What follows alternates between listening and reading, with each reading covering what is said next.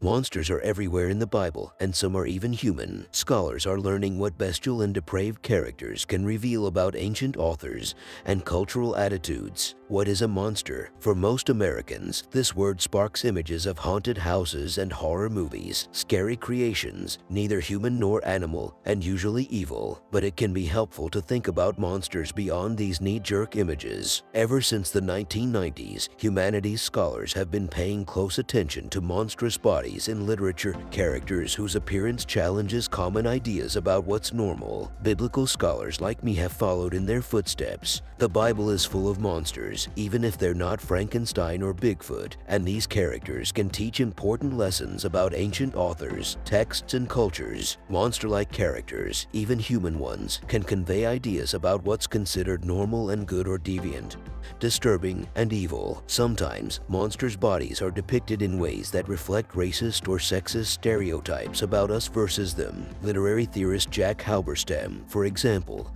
has written about how Dracula and other vampires reveal anti-Semitic symbolism, even on Count Chocula's cereal boxes. Such images often draw on anti-Semitic tropes that have been around for centuries, portraying Jewish people as shadowy, blood-sucking parasites. Biblical monsters are no less revealing. In the book of Judges, for example, the judge Ehud confronts the grotesque Moabite king Eglon, who is fatally fat and dies in an explosion of his own feces when a sword gets stuck in his stomach. Though most modern translations render this a bit more chastely, fat closed over blade, and the hilt went in after the blade, for he did not pull the dagger out of his belly, and the filth came out. In describing Eglon, the text also teaches Israelites how to think about their Moabite neighbors across the Jordan River. Like their emblematic king, Moabites are portrayed as excessive and disgusting, but ridiculous enough that Israelite heroes can defeat them with a few tricks. Figures like Eglon and the famous Philistine giant Goliath,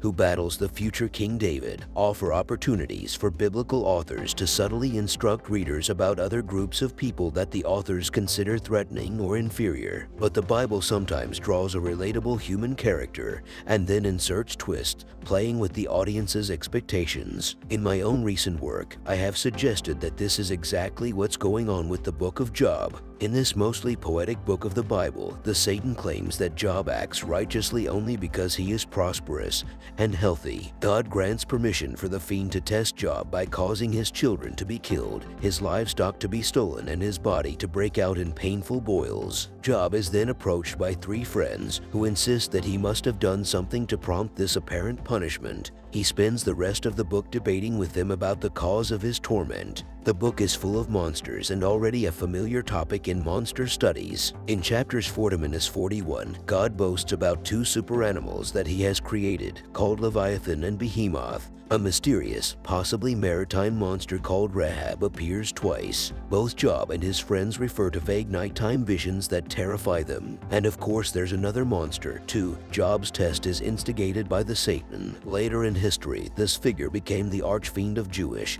and Christian theology. In the book of Job, though, he's simply portrayed as a crooked minion, a shifty member of God's heavenly court. But I'd argue there's another monster hiding in plain sight, the man at the center of it all. As biblical scholars like Rebecca Raphael and Catherine Southwood have pointed out, Job's body is central to the book's plot. Job stoically tolerates Satan's attacks on his livestock and even his children. It is only after the second attack, which produces a severe inflammation on Job from the sole of his foot to the crown of his head, that he lets out a deluge of complaints. Job's body is so transformed that he, too, can be seen as a monster. To illustrate his suffering, Job repeatedly describes his bodily decay with macabre, gruesome images. My skin, blackened, is peeling off me. My bones are charred by the heat, and my flesh is covered with maggots and clods of earth. My skin is broken and festering. Job's body is so transformed that he, too, can be seen as a monster, but while Job might think that the deity prefers ideal human bodies, this is not necessarily the case. In the book's telling, God sustains unique, extraordinary monsters who would seem, at first glance, to be evil or repellent, but actually serve as prime examples of creation's wonder and diversity. And it is Satan, not God, who decides to test Job by afflicting him physically. Some books in the Bible indeed view monsters as simplistic, inherently evil others. The prophet Daniel, for example, has visions of 4 hybrid beasts, including a winged lion and a multi-headed leopard. These were meant to symbolize threatening ancient empires that the chapter's author despised. The Book of Job does something radical by pushing against this limited view. Its inclusive viewpoint portrays the monstrous human as a sympathetic character who has his place in a diverse, chaotic world, challenging readers' preconceptions today just as it might have thousands of years ago.